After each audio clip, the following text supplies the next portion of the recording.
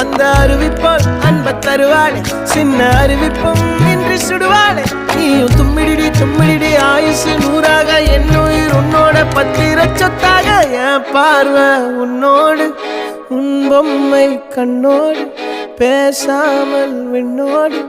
நாம் மிதந்து போவோம் காதாரா அடியானோ